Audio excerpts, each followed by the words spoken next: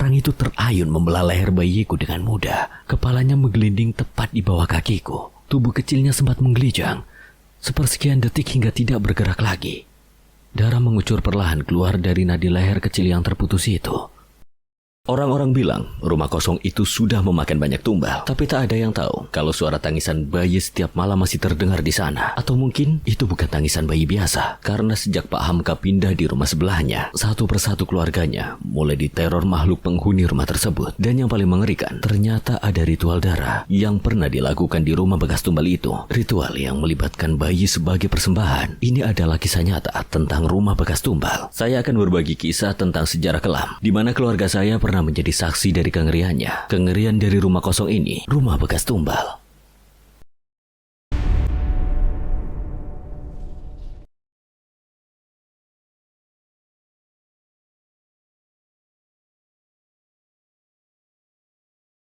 Di tahun 1985, Pak Hamka baru saja membeli sebuah rumah di Kecamatan P dari seorang pengusaha batik yang berasal dari Jawa Tengah. Ia memutuskan pindah ke sana dari komplek perumahan sebelumnya karena dirasa lebih dekat dengan tempat kerja sang istri. Pak Hamka sendiri memiliki sebuah toko mebel di Kecamatan K.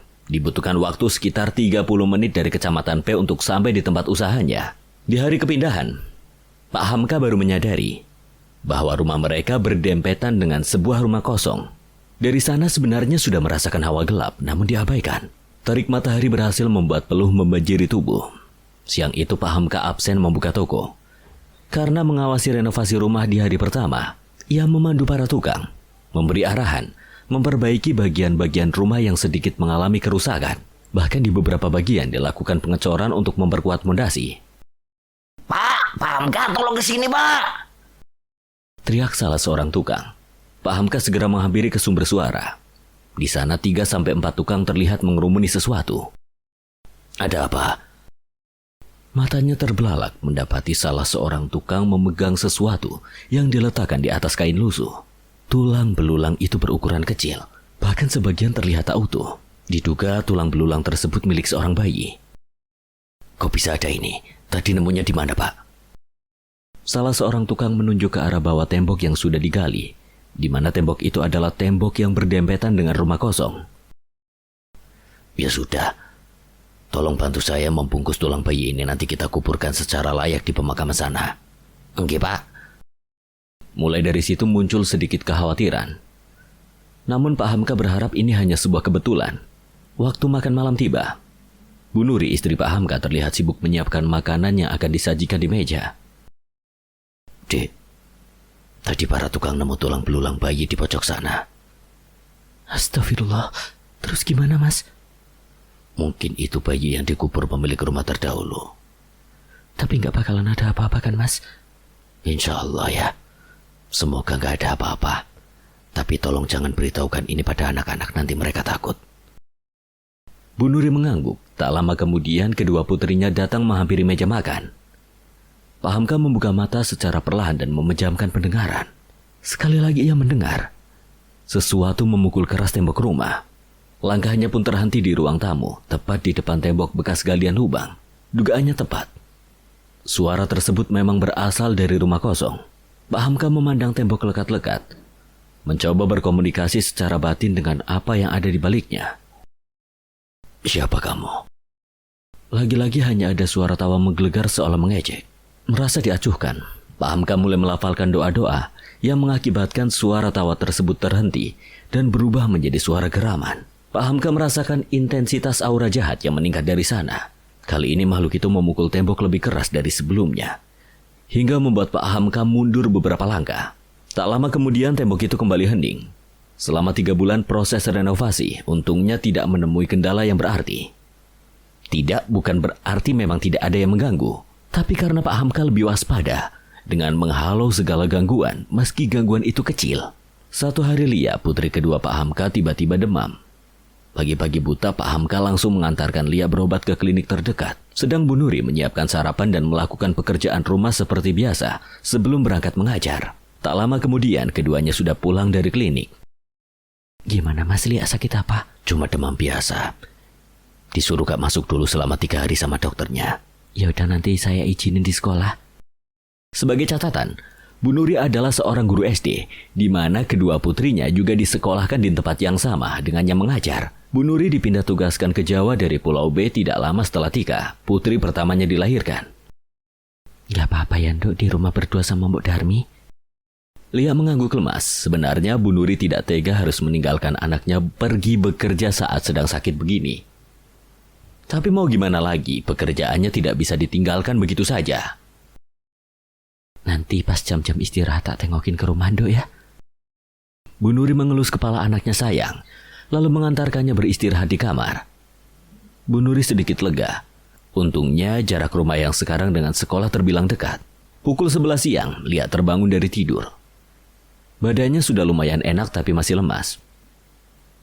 Ia bosan kalau harus terus berbaring di ranjang. Akhirnya bocah berusia 7 tahun itu memutuskan untuk menonton TV saja. Loh Mbak Lia, aku malah bangun. Iya Mbok, bosen kalau tiduran terus. Ya udah kalau gitu, Mbok mau jemur baju dulu ya. Kalau butuh apa-apa panggil si Mbok aja. Wanita parubaya itu meninggalkan Lia seorang diri di ruang TV. Sudah 1 jam, Lia asik berkutat memandang layar berwarna hitam putih di depannya. Tak lama kemudian, sayup-sayup terdengar suara ayam. Ia menoleh mencari si ayam. Dan benar saja matanya menangkap seekor ayam berwarna hitam tak jauh dari tempatnya berada. Loh kok ada ayam? Lia beranjak dari posisi dan mengecek pintu depan juga sampingnya masih tertutup. Lewat belakang juga tidak mungkin karena ada tembok tinggi yang menghalangi. Setahunya tetangga di sekitar rumah juga tidak ada yang memelihara ayam. Lalu, ayam ini berasal dari mana? Dan masuk dari mana? Karena takut si ayam buang hajat sembarangan, Lia pun bergegas mengambil sapu untuk mengusirnya. Saat si gadis kecil itu mengejarnya, tiba-tiba datang seorang wanita parubaya berkebaya hitam menyambar si ayam dengan cepat. Oh si Mbok, biar saya saja yang bawa ayam ini keluar Mbak. Mbok Darmi lalu menggendong si ayam keluar menuju pintu depan. Lia kembali terlonjak kaget dengan kehadiran Mbok Darmi di belakangnya. Loh, bukannya barusan Mbok ke depan bawa ayam? Lah kan si Mbok dari tadi di belakang habis jemur baju.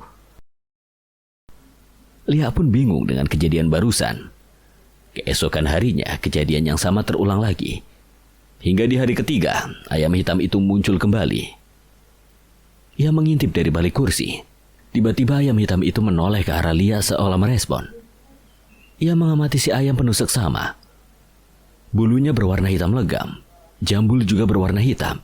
Bukan merah seperti jambul ayam pada umumnya. Kepalanya berkali-kali menggedek ke kanan dan ke kiri sembari melangkah maju. Ia semakin menyembunyikan diri di balik kursi. Hening. Lia mengintip lagi. Saya bawa ayamnya keluar ya Mbak.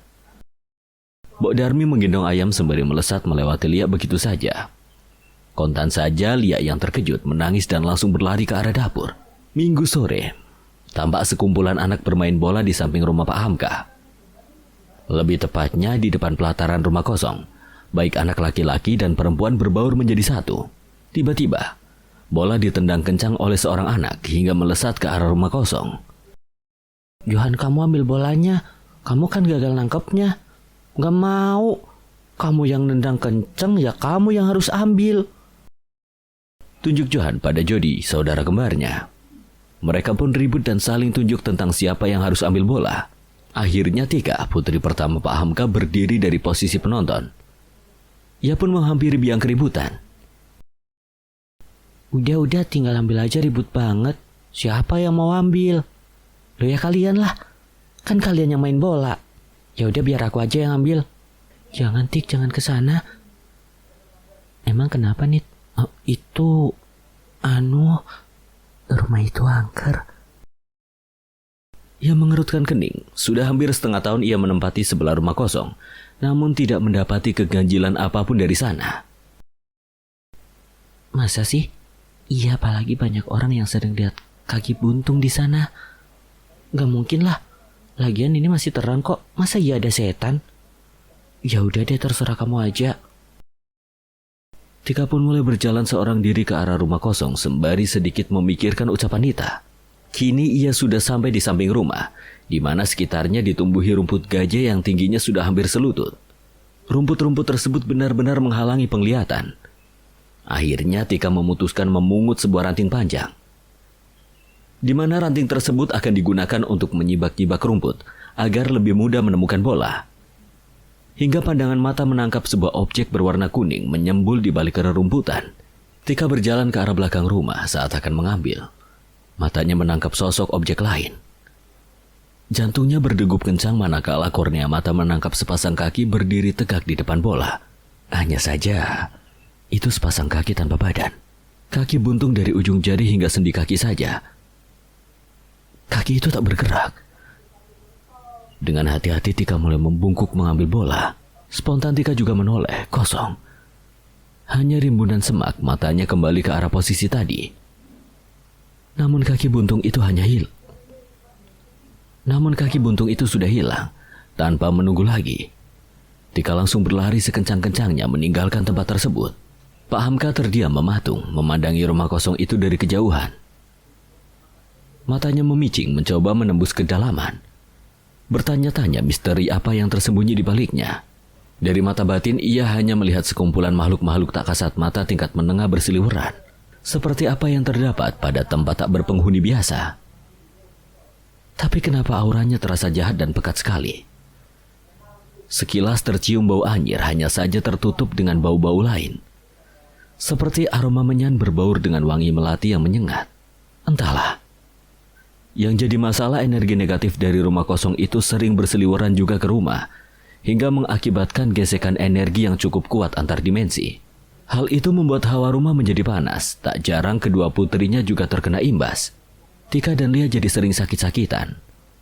Padahal Pak Hamka hampir setiap hari membersihkan energi-energi negatif itu dari rumah.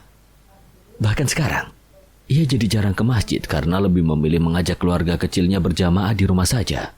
Awal mula kekhawatiran muncul ketika ia mendapatkan laporan dari Lia, anak keduanya, tentang kemunculan Ayam dan Mbok Darmi yang jadi dua.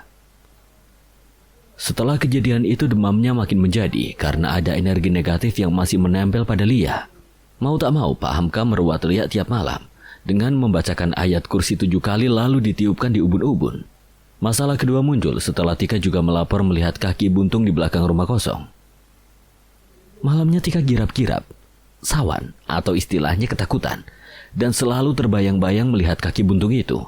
Belum lagi yang katanya Mbok Darmi sering diganggu dengan kejadian perkakas yang tiba-tiba hilang atau berpindah tempat. Tak hanya Mbok Darmi, tapi seisi rumah juga pernah dikerjai dengan hal serupa. Paham kah? Kau ngelamun sendiri di sini, awas kesambet loh. Enggak Pak, cuma lagi ngamatin rumah kosong sebelah rumah saya.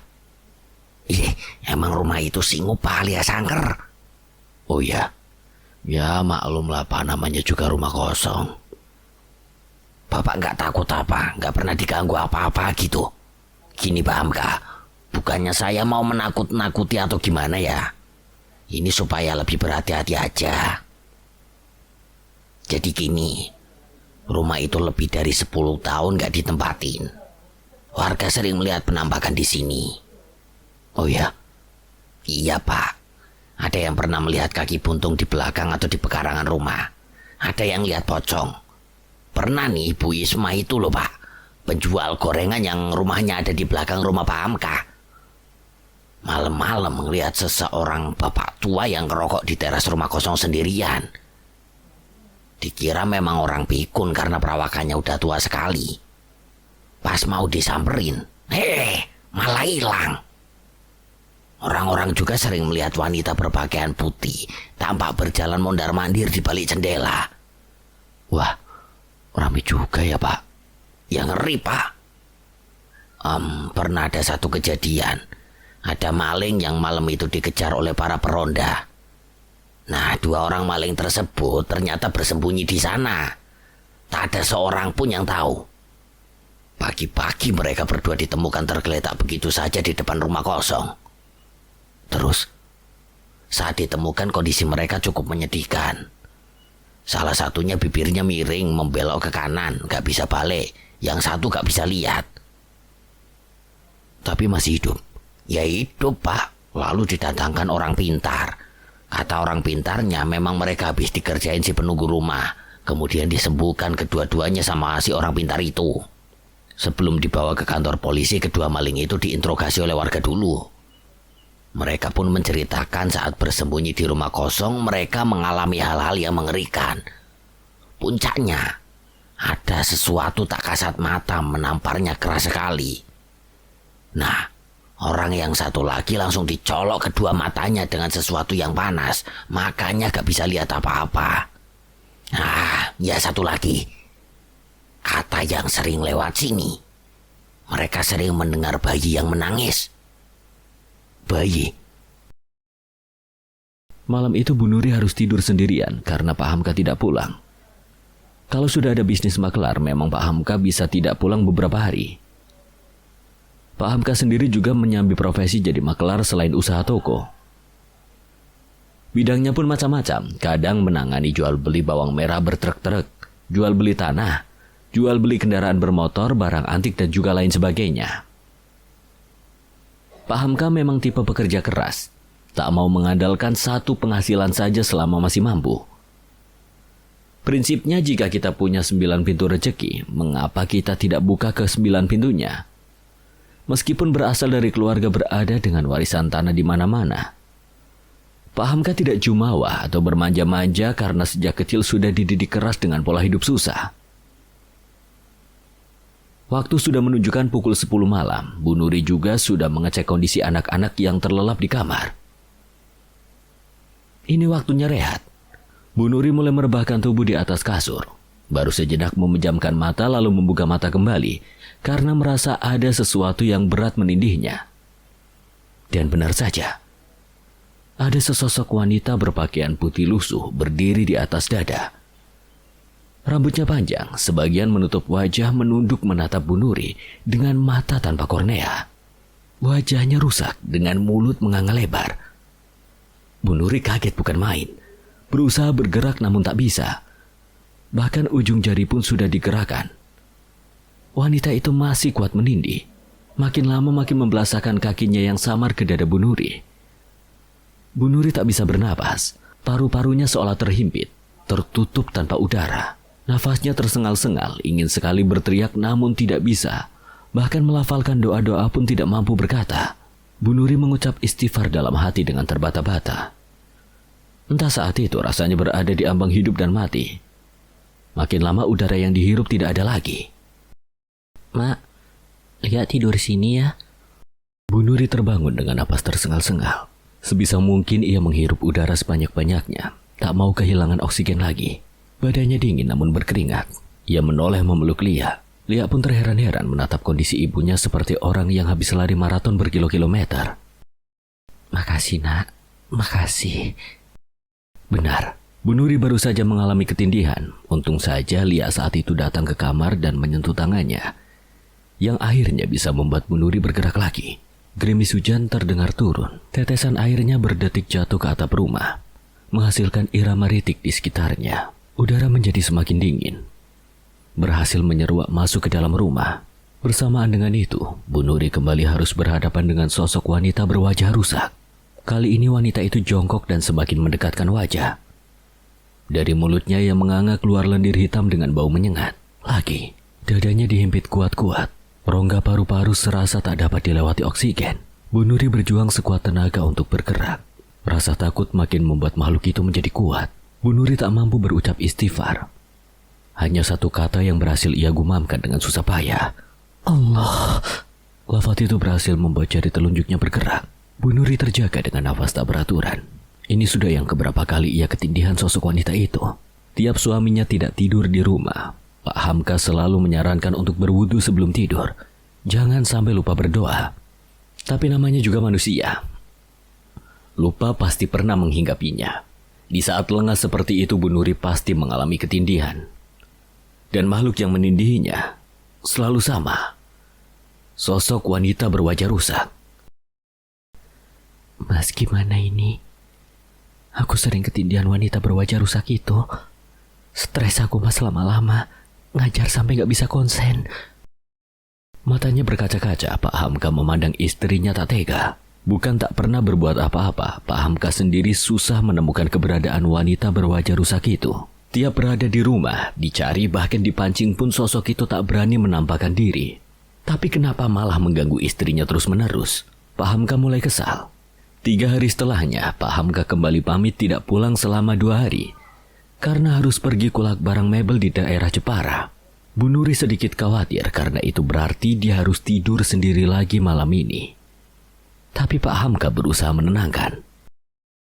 Jangan khawatir. Tak akan terjadi apa-apa. Bu Nuri memaksakan seulas senyum sembari mengangguk. Lalu mencium takzim punggung tangan suaminya. Malam hari menjadi lembab dan dingin. Karena bekas hujan yang baru saja berhenti. Awan mendung yang tadinya menutupi pelan-pelan menyingkir membiarkan bulan terlihat penuh. Tak menghalangi sinarnya. Di saat yang sama Pak Hamka terlihat menahan sesuatu dengan kedua tangan. Tepat di depan kamarnya. Ia kemudian menarik, menyeret sesuatu tak kasat mata untuk menjauh. Wanita berwajah rusak itu mencoba menahan tali gaib yang menjerat leher. Terlihat marah namun kalah. Ya, Pak Hamka tidak benar-benar pergi ke Jepara. Ia memang pergi lalu diam-diam kembali di malam yang sama. Rencananya telah berhasil untuk menangkap si wanita berwajah rusak yang terus mengganggu sang istri. Sosok itu menangis pilu, memohon untuk dilepaskan. Namun Pak Hamka tak akan tertipu. Ia sudah paham betul dengan tipu daya makhluk-makhluk seperti itu. Kamu pergi. Jangan pernah kembali ke sini atau saya lenyapkan. Si sosok menangis selalu tertawa melengking setelahnya. Jangan, gak mau, saya suka istrimu. Baunya enak. Ya sudah, berarti saya lenyapkan saja kamu. Pak Hamka mulai melafalkan doa-doa. Sosok itu mengeram dan terlihat marah. Lama-kelamaan merintih seolah kesakitan. Saya tidak bisa meninggalkan tempat ini. Tidak bisa.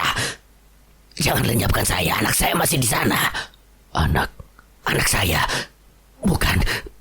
Bayi saya mati di sana. Kau penghuni lama di rumah kosong itu bukan? Ceritakan apa yang ada di sana. Saya tidak bisa bilang. Memang kenapa? Saya tidak bisa. Tapi saya akan menceritakan tentang apa yang terjadi pada saya dan bayi saya. Sosok itu terlihat duduk. Kepalanya berputar perlahan, menggedek dari kiri, depan, kanan, dan belakang. Seolah tak memiliki tulang leher hingga tak mampu menahan berat kepala. Pak Hamka terdiam namun tetap bersikap waspada. Namaku Dini, usiaku masih terbilang muda. 19 tahun, namun aku sudah terjun di dunia hitam. Dunia pelacuran. Orang tuaku meninggal dalam kecelakaan saat aku masih kecil. Di usia 14 tahun. Paman dan bibiku sendiri menjualku kepada seorang germo di kota demi menutupi hutang-hutangnya. 5 tahun aku bergelut di dunia malam. Entah sudah berapa ratus kali melayani lelaki hidung belang. Aku tak peduli. Tubuh dan hatiku mati rasa. Jika kau tanya harga diri, aku sudah tak punya. Yang penting aku tak kelaparan. Beberapa kali juga, aku harus menahan sakit dan bolak-balik ke dokter kandungan karena luka-luka pada alat vital. Hingga satu malam aku melihatnya. Aku menghisap rokokku kuat-kuat sembari duduk menggoda dengan baju minim. Lelaki itu bertubuh gagah. Kumis tipis menghiasi wajah tampannya. Kutaksir usianya sekitar 30 tahun. Mungkin. Ia seperti tertarik padaku lalu datang mendekat. Aku senang-senang saja jika mendapatkan pelanggan bagus seperti ini. Kami berkenalan tapi perkiraanku salah. Ternyata usianya 42 tahun. Sungguh penampilannya tidak terlihat tua sama sekali. Ya, usia berapapun tak masalah. Toh aku juga pernah melayani kakek-kakek. Dia banyak tersenyum padaku. Pandangannya lembut. Tak kurang ajar seperti pelangganku kebanyakan. Dalam hati pun bertanya-tanya, kenapa lelaki sesempurna ini malah datang ke tempat seperti ini? Seolah bisa membaca pikiranku, ia pun menjelaskan. Aku diajak rekan bisnisku. Kalaupun menolak juga tidak enak. Dia tersenyum kembali, senyum yang sedikit membuat hatiku berdesir. Lalu germoku datang. Pilihan yang bagus, bos. Dini ini memang paling laris. pelanggannya pun banyak. Entah untuk pertama kalinya, aku tidak suka Germoku berkata demikian. Terutama di hadapan laki-laki ini. Padahal biasanya dihina atau direndahkan seperti apapun aku tak peduli. Bukan seperti itu. Ini kamar 13. Pak Darmo sudah membayar semua biayanya. Itu... Kalau tidak mau, Dini aku oper ke pelanggan lain. Dia sudah banyak yang booking. Aku kasih penawaran spesial karena kau pelanggan baru. Spontan aku menggenggam tangannya dan menggeleng cemas. Duh, jangan biarkan aku pergi dengan pelanggan lain. Dengan ragu-ragu, lelaki gagah itu akhirnya menerima kunci tersebut. Aku bersorak dalam hati. Kami pun memasuki kamar, sepertinya malam ini akan menjadi seru. Begitulah yang aku pikirkan. Namun ternyata salah. Dia tidak menyentuhku sama sekali. Aku sedikit kecewa padanya. Tapi lagi-lagi aku salah. Ngobrol seperti ini lebih menyenangkan daripada yang aku kira. Ya, tubuhku bisa beristirahat juga. Dia bilang hanya butuh teman ngobrol. Kulihat wajahnya sedikit muram saat menceritakan tentang istrinya. Istrinya yang egois yang tidak memperdulikan suami dan anak-anaknya. Dasar wanita bodoh. Malah menyanyiakan lelaki seperti ini. Besok aku boleh datang ke sini lagi. Menyenangkan sekali ngobrol denganmu. Bebanku jadi sedikit berkurang. Boleh, tentu saja. Tapi kenapa? Siapapun yang menghabiskan waktu bersamaku harus tetap membayar pada Bang Edi. Oh, soal itu tidak usah khawatir. Lelaki itu tersenyum menenangkan. Singkat cerita, lelaki gagah yang kutahu bernama Harun hampir setiap hari datang. Kami menghabiskan waktu hanya sekedar ngobrol, jalan-jalan dan makan bersama. Dan ia tidak pernah menyentuhku. Untuk pertama kali aku merasa begitu dihormati sebagai wanita. Hingga suatu hari ia bilang jatuh cinta padaku dan ingin menikahiku. Namun di bawah tangan karena tidak mungkin menceraikan istrinya. Bagaimana nasib anak-anaknya? Awalnya aku bimbang. Namun karena terlanjur mencintainya, akhirnya ku iyakan. Lalu Harun menebusku dengan harga yang sangat mahal pada Bang Edi. Kami menikah di bawah tangan. Harun mengajakku pindah ke kota, di mana salah satu bisnisnya juga ada di sana. 1 bulan kemudian aku hamil. Suamiku Harun bahagia sekali mengetahui kabar itu. Semenjak mengetahui berita kehamilanku, Harun jauh lebih sering mengunjungiku. Biasanya hanya 2 minggu sekali. Tapi sekarang bisa 3 hari, atau paling lama seminggu sekali. Aku tak pernah membayangkan aku bisa hidup bahagia dan senormal ini. Memasuki bulan ke-9 kurang 2 minggu. Aku mengalami pembukaan pertama. Kami ke rumah sakit untuk memeriksa kandungan. Dokter bilang mungkin tidak sampai 24 jam aku akan melahirkan. Harun sedikit terkejut. Dokter menyuruh rawat inap, namun Harun menolak. Akhirnya kami pulang dengan 1000 pertanyaan di kepalaku. Saat sampai di rumah, ia menyuruh pembantu kami untuk mengemasi barang-barangku untuk persiapan kelahiran. Kulihat dia menuju pesawat telepon dan menelpon seseorang. Aku tak bisa mendengar jelas apa yang dibicarakan. Karena tiba-tiba saja kesakitan merasakan kontraksi. Mobil kami melaju menuju keluar kota. Aku terdiam, tidak ingin melontarkan pertanyaan. Melihat ekspresi suamiku yang juga lebih banyak diam. Tibalah kami di sebuah rumah yang ada di pinggiran kota. Rumah itu cukup besar dan memiliki pekarangan yang luas. Di sekelilingnya ditumbuhi pohon mahoni yang cukup rindang.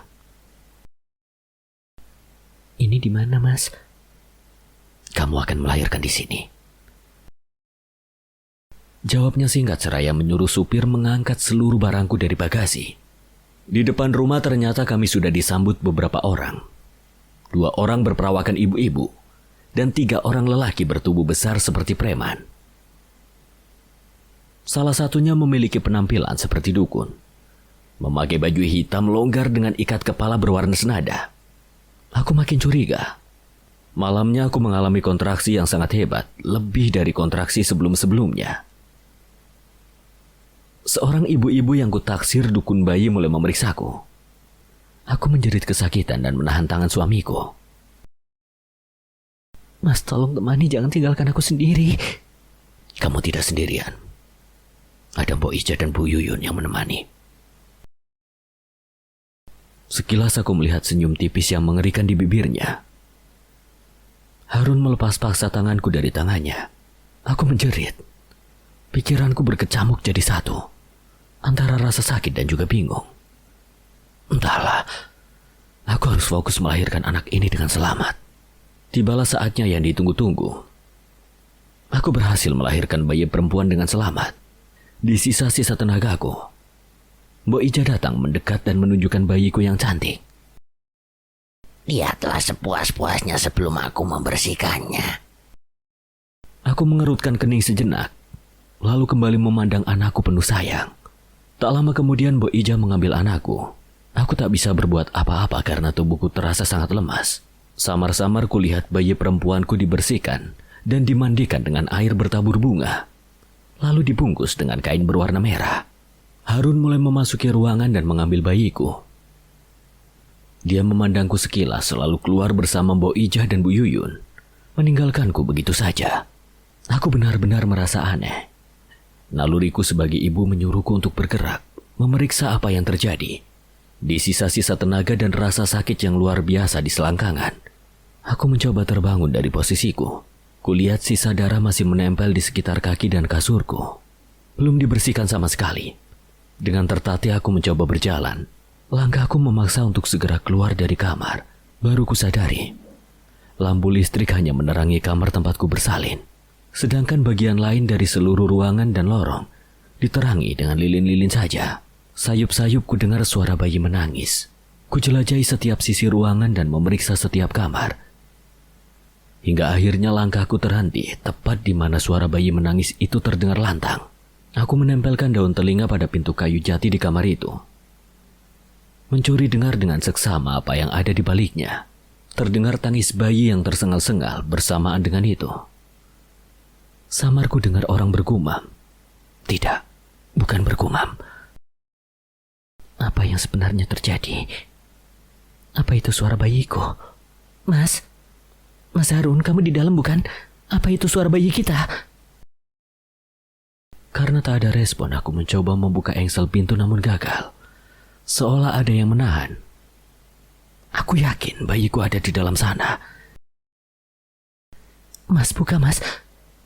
Apa yang kamu lakuin ke bayi kita? Aku mau lihat bayiku, mas. Masih tak ada sautan. Akhirnya kuputuskan kembali menyusuri ruangan. Mencari alat apapun untuk membuka pintu sialan itu. Firasatku benar-benar buruk. Aku harus tahu apa yang sebenarnya terjadi di dalam sana. Sayupku dengar suara tangis bayiku yang semakin kencang. Semakin cepat detak jantungku berdetak. Aku harus bagaimana? Hingga akhirnya kutemukan sepasang kapak menempel di sebuah dinding yang dipasang sebagai hiasan. Aku menoleh sekitar, berpikir bagaimana cara mengambilnya. Hingga akhirnya mataku tertuju pada sebuah meja. Ku geser dan ku dorong meja itu hingga mendekati dinding dengan hiasan kapak itu. Susah payah aku menaikinya. Aku sedikit berjinjit karena posisi yang cukup tinggi. Ku abaikan rasa sakit di kedua selangkangan. Akhirnya aku bisa menggapainya. Meskipun kapak itu hampir terlepas dari genggaman dan hampir mengenai jari kakiku. Lagi, kupaksakan langkah kakiku meski tertatih. Tanpa menunggu, sontak kuayunkan kapak ke gagang pintu. Kuayunkan beberapa kali sekuat tenaga hingga gagang itu hancur dari engselnya.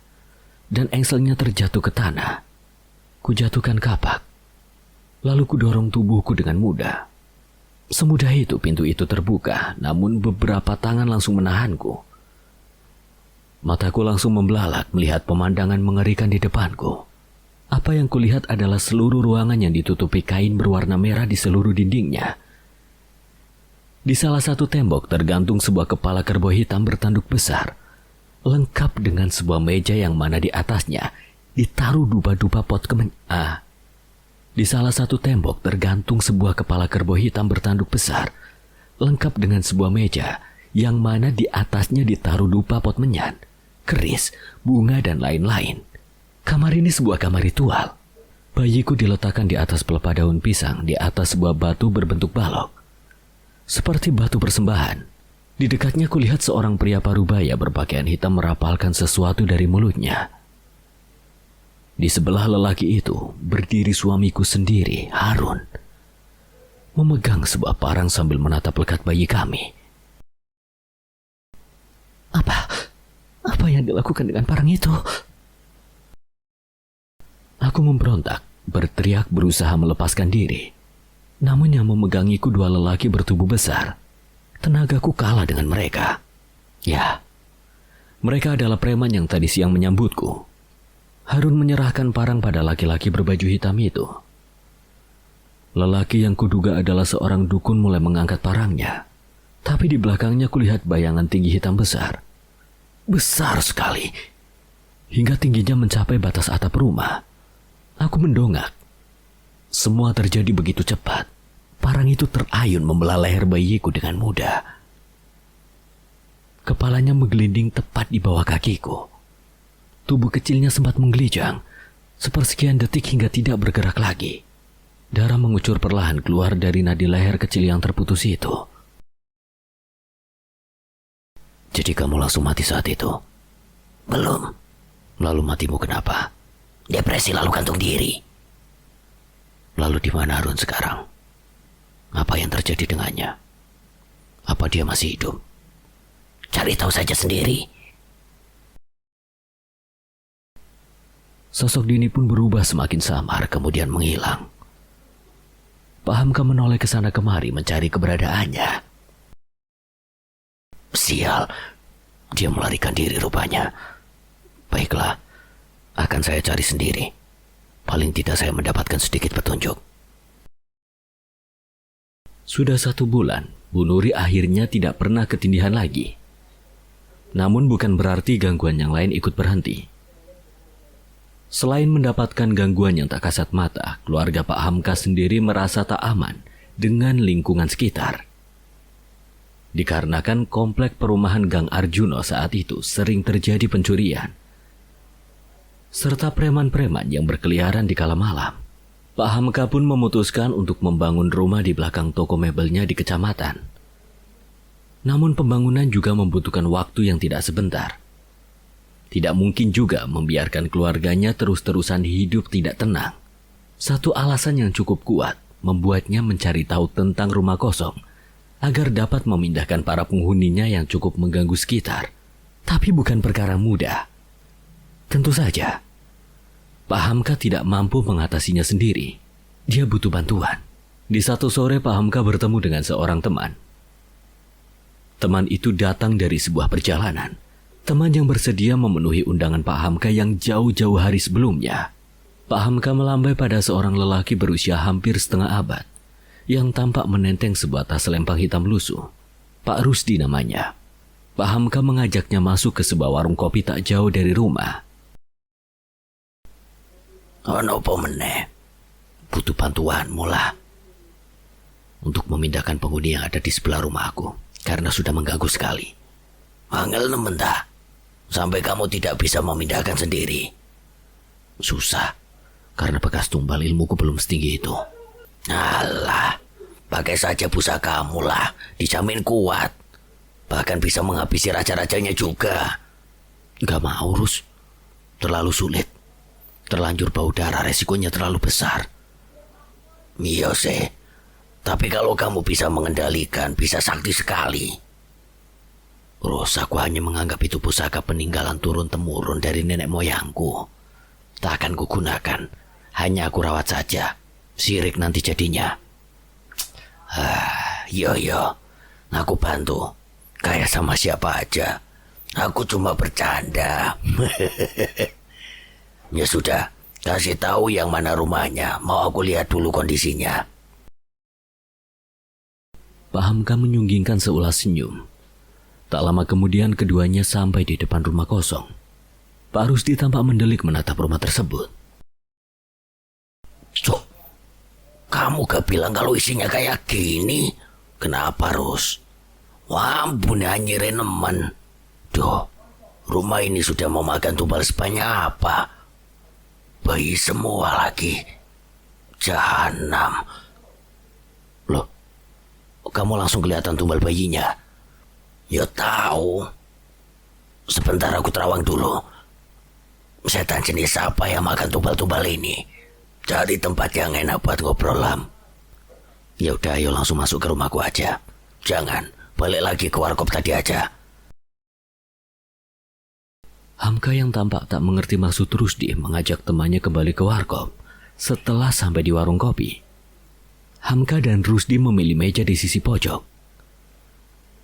Suasana warkop yang merangkap jadi warteg itu tampak terlihat lebih sepi dari sebelumnya. Mungkin karena senja makin menenggelamkan diri bersiap digantikan petang, Rusdi kembali menggumamkan sesuatu. Sudah aman, biar nggak ada yang nguping. Hamka tersenyum tipis. Ia sendiri juga menyadari sosok tak kasat mata yang sedari tadi mengikuti mereka. Sosok berwujud seperti tuyul, namun berwajah tua yang ada di belakangnya memang sudah tak tampak lagi. Rusdi mulai menceritakan apa yang dilihatnya tadi ketika meraga sukma. Gini, Am. Aku belum berhasil menemukan raja iblisnya yang makan tumbal. Bersembunyi sepertinya. Belum lagi dihadang sama anak buahnya. Membuatku makin kesulitan.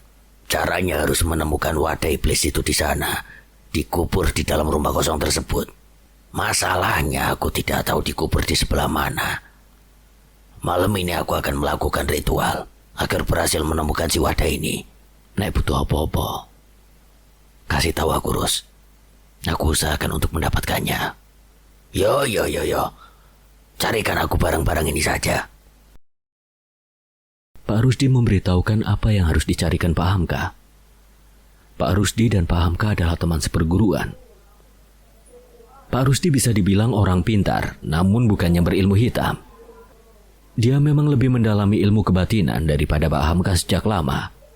Sedang Pak Hamka mempelajari ilmu kebatinan hanya sebagai tameng saja, selain karena alma mater pondok juga.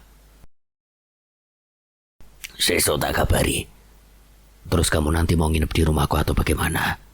Enggak lah, aku kan mau melakukan ritualnya. Nanti aku numpang tidur di rumah mertuaku yang dari istri keduaku saja. Setahu Pak Hamka memang rumah salah satu mertua Pak Rusdi juga terletak di kecamatan. Keesokan harinya, Pak Rusdi sudah bertandang ke rumah Pak Hamka. Tampak Bu Nuri mengantarkan secangkir kopi kepada tamu suaminya, lalu meninggalkan mereka berdua. Ya, hari itu adalah hari libur, karena seluruh keluarga Pak Hamka bisa berkumpul di rumah. Ham, masuk ke dalam rumah kosong itu kira-kira bisa atau tidak? Mau ngecek langsung aku. Bisa kayaknya, gak dikunci kok. Kata warga kompleks sudah tidak ada barang-barang apapun lagi di dalam. Dibiarkan begitu saja sama yang punya. Ya wes ayo langsung rono ae. Pak Hamka dan Pak Rusdi berjalan menuju ke rumah kosong. Dibukanya pintu kayu yang sudah ringsek secara perlahan. Hawa pengap dan debu langsung menyeruak ke arah mereka saat masuk ke dalam.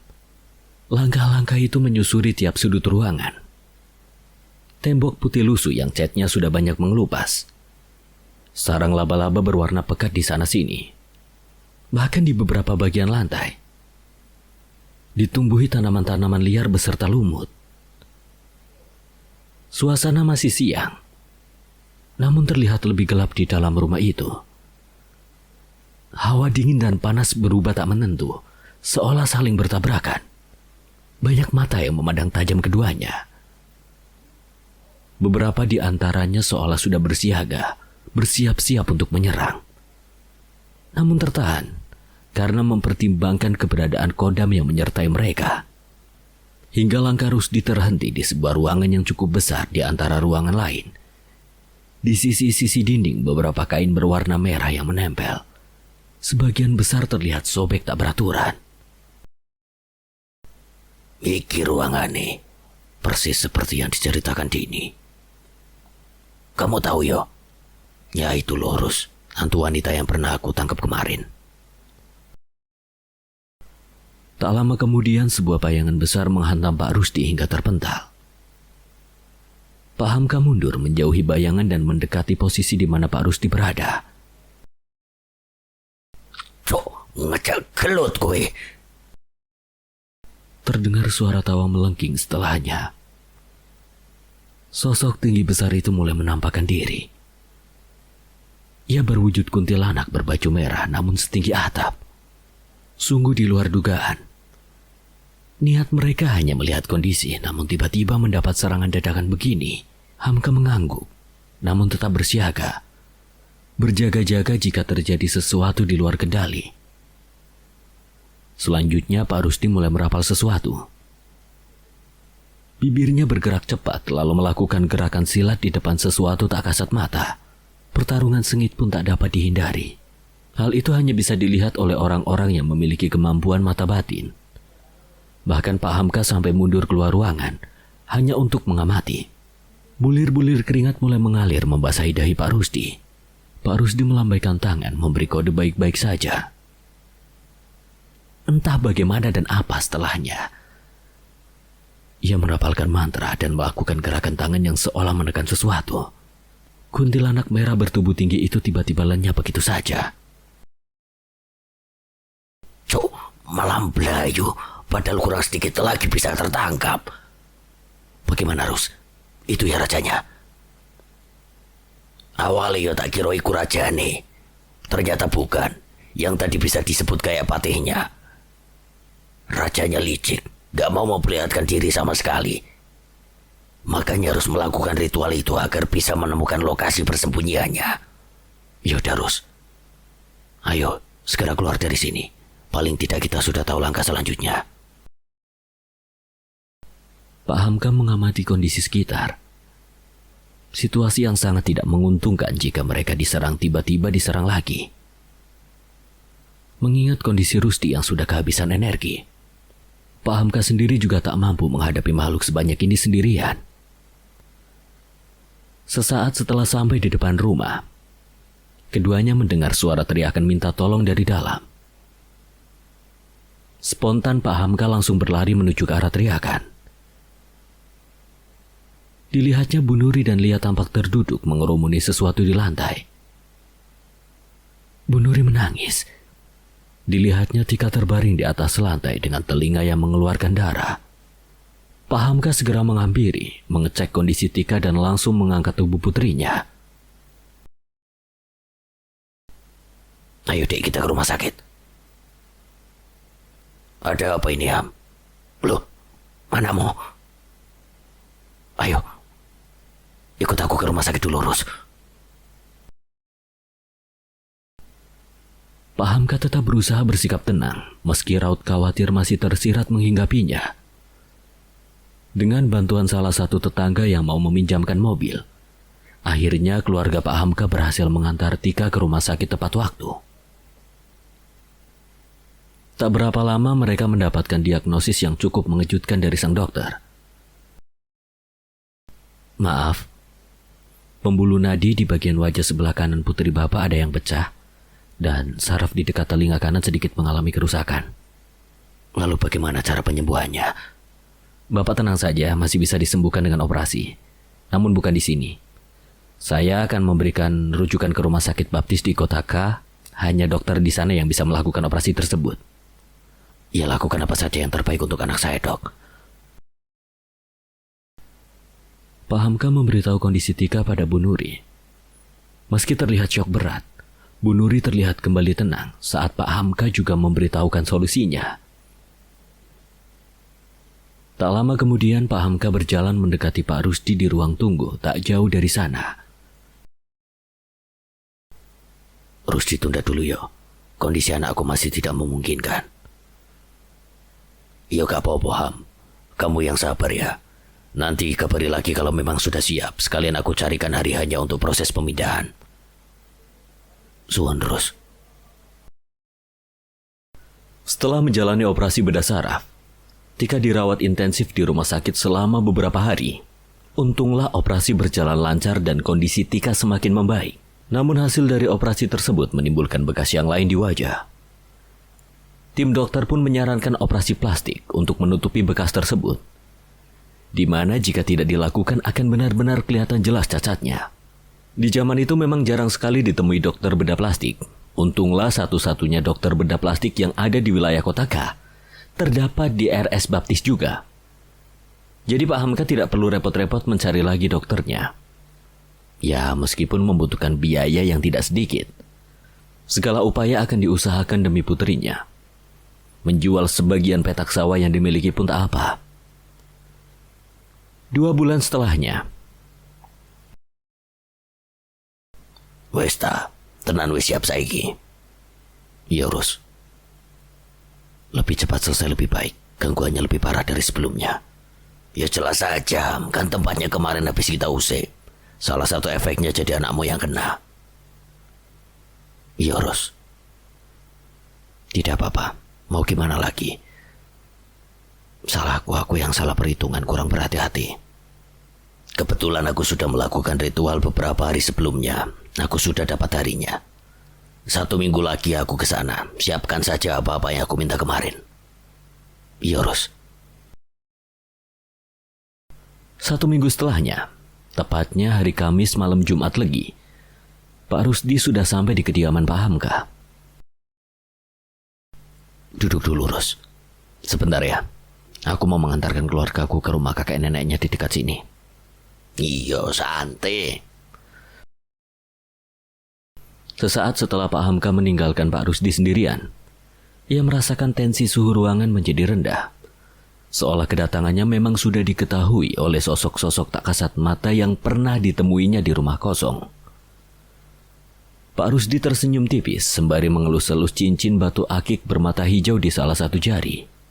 Tampak seorang wanita berwajah pucat, memakai baju terusan panjang berwarna putih lusuh, berdiri kaku tak jauh dari tempatnya berada. Pak Rusdi melirik ke sisi luar. Hanya wanita itu yang berani menampakkan diri sedekat ini. Sedang sosok-sosok lain menatapnya dari kejauhan. Kamu yang namanya Dini, wanita yang pernah diceritakan Hamka. Apa maumu? Jangan usir kami.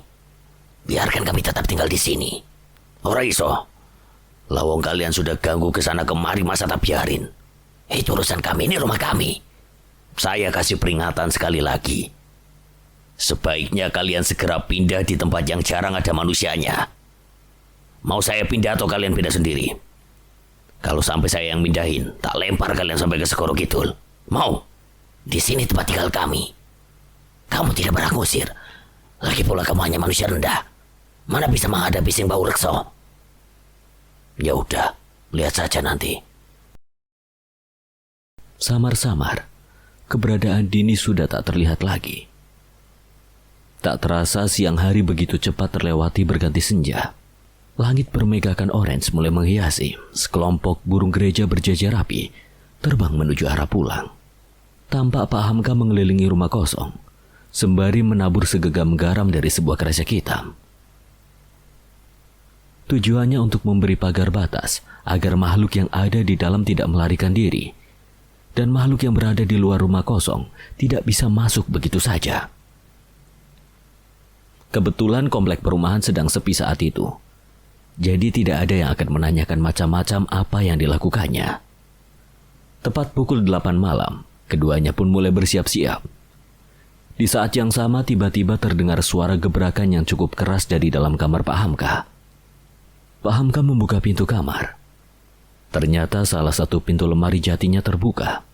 Tampak sesuatu yang dibungkus kain mori tergeletak di atas lantai. Pak Hamka pun mengambilnya. Di dalamnya ada keris. Sebuah keris hitam berukuran sedang yang bergetar hebat. Pak Hamka merapalkan doa. Lalu keris itu diam. Ia pun kembali meletakkan ke dalam lemari.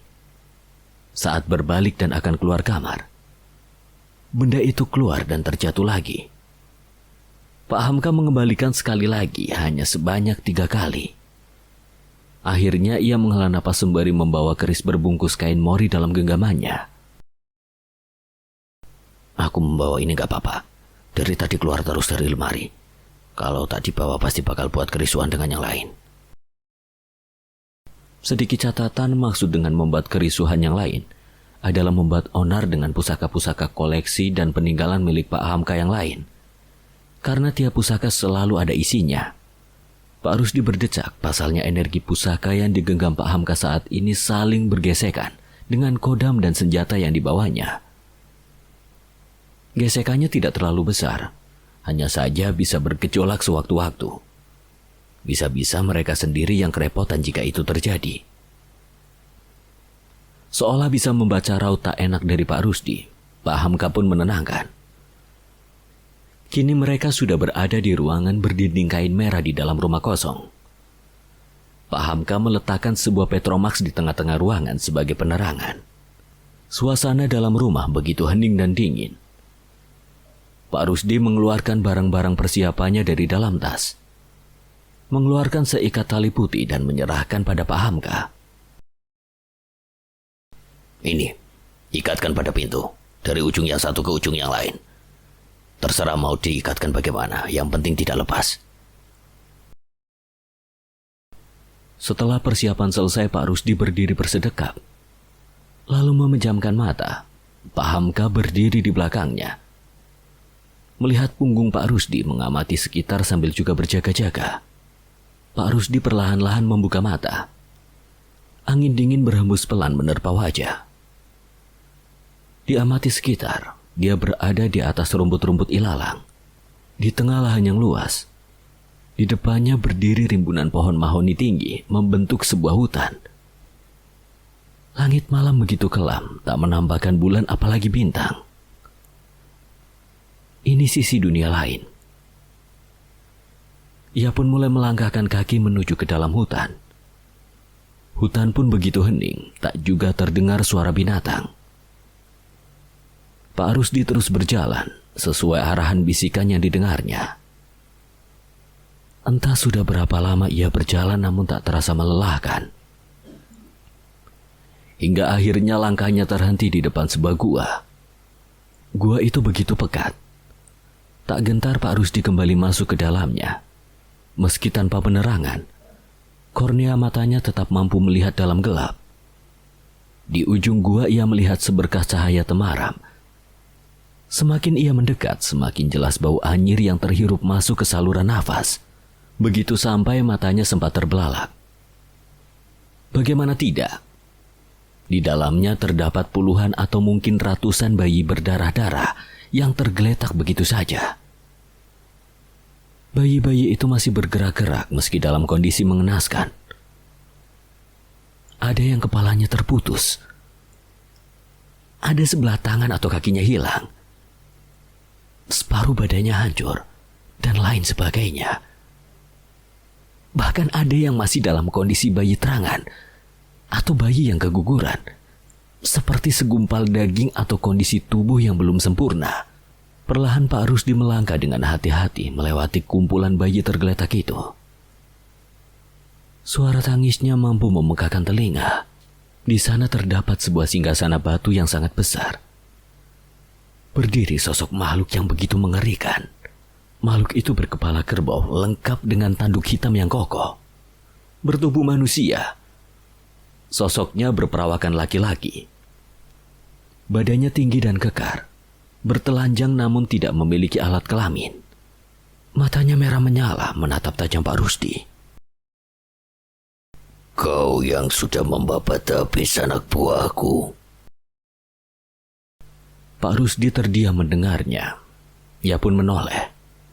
Beradu pandang dengan seorang lelaki gagah berpakaian perang zaman dahulu yang kini sudah berdiri di sampingnya. Sosok itu adalah kodamnya yang sudah menjaga keluarganya dari zaman nenek moyang. Rusdi mulai paham. Pantas saja sedari tadi dia tidak menemukan sosok gaib satupun. Rupanya kodam miliknya sudah menghabisi kroco-kroco penjaga gua makhluk berkepala kerbau ini. Pak Rusdi melepas sarung keris yang sedari tadi dipegangnya. lalu menantang makhluk gaib berkepala kerbau yang diketahui bernama Kebo Cemeng. Sorot mata merah itu semakin menyala. Ia pun kembali memanggil anak buahnya yang lain. Perhelatan berdarah tak dapat dielakkan.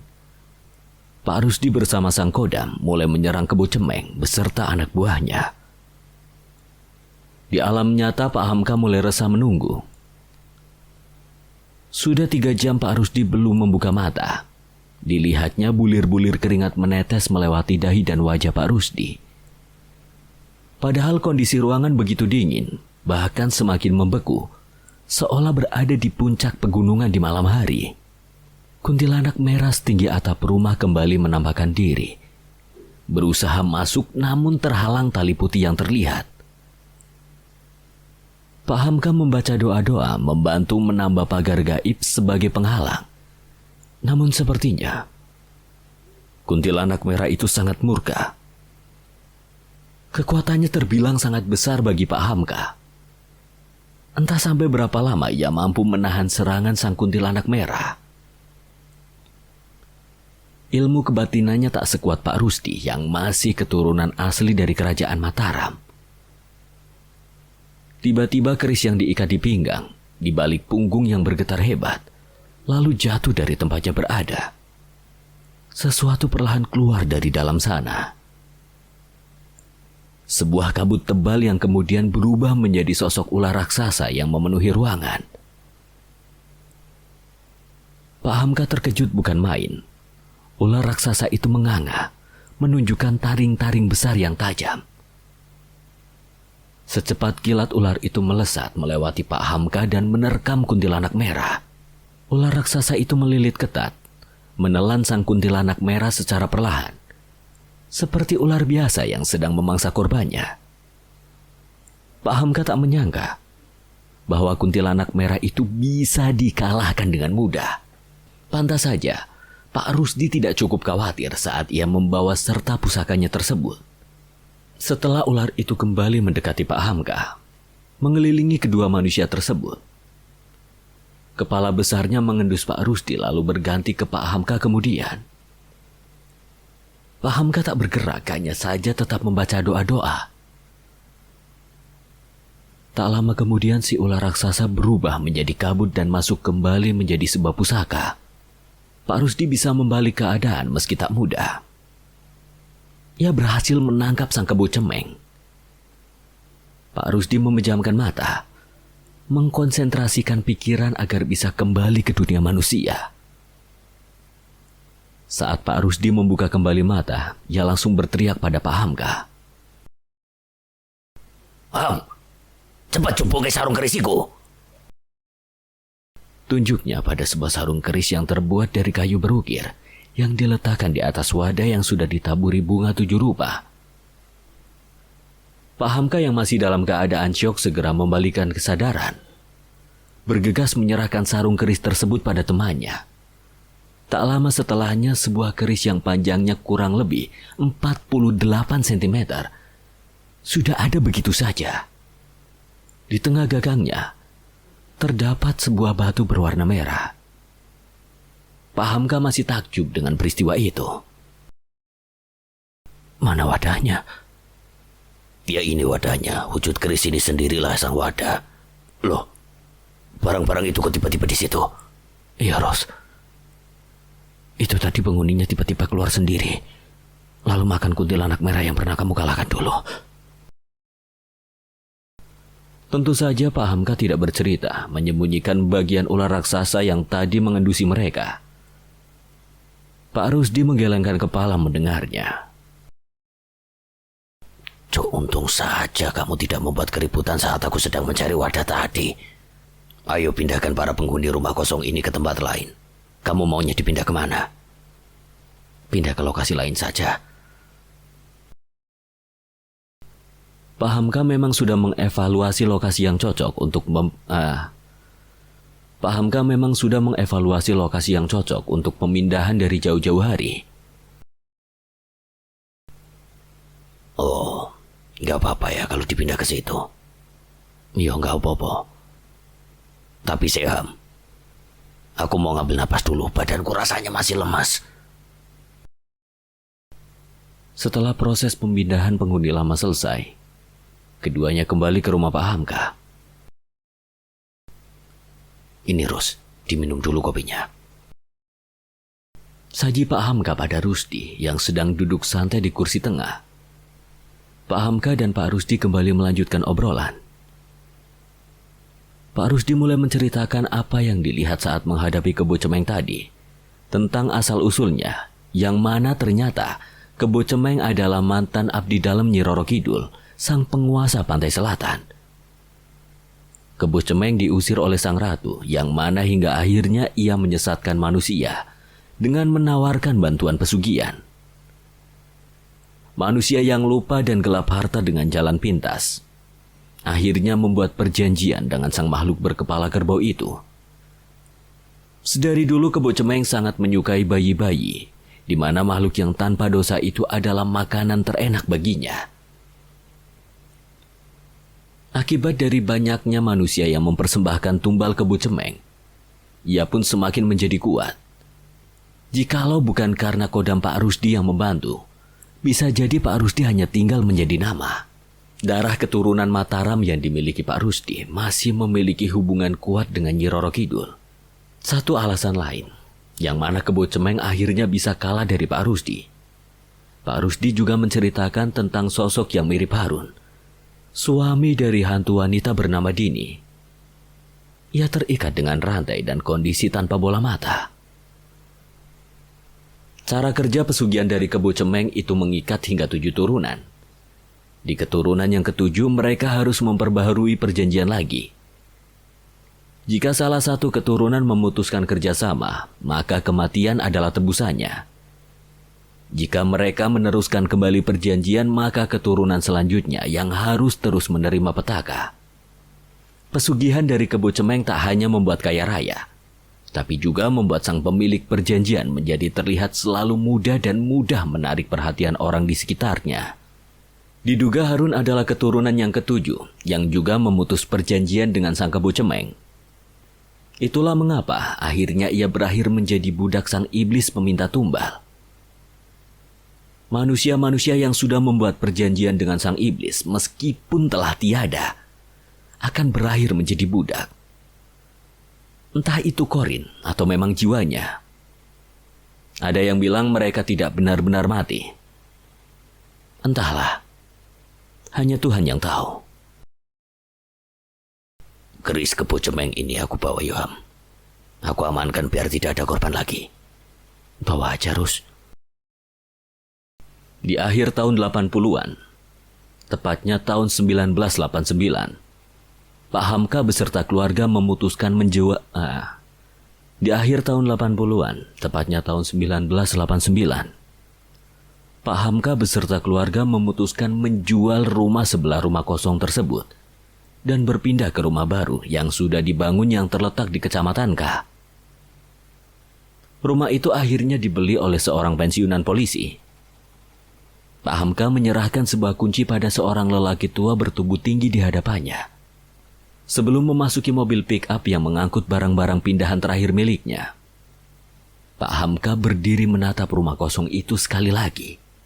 Matanya menyipit saat mendapati seorang wanita berbaju putih, seperti menimang-nimang seorang bayi. Wanita berwajah pucat itu memandang Pak Hamka sembari tersenyum datar. Di belakangnya tampak sosok-sosok tak kasat mata lain juga berseliweran. Pak Hamka menghela nafas panjang. Ya, mereka adalah penghuni lama yang telah kembali lagi meski sudah dipindahkan. Sekian. Dan terima kasih buat Cilbanana yang telah mengizinkan Kang Slamet membawakan ceritanya. Apabila ada kesalahan atau kekurangan, Kang Slamet memohon maaf sebesar-besarnya. Dan kalian jangan lupa komen-komen tentang video ini ya. Kang Slamet pamit undur diri. Wassalamualaikum warahmatullahi wabarakatuh. Sampai berjumpa lagi.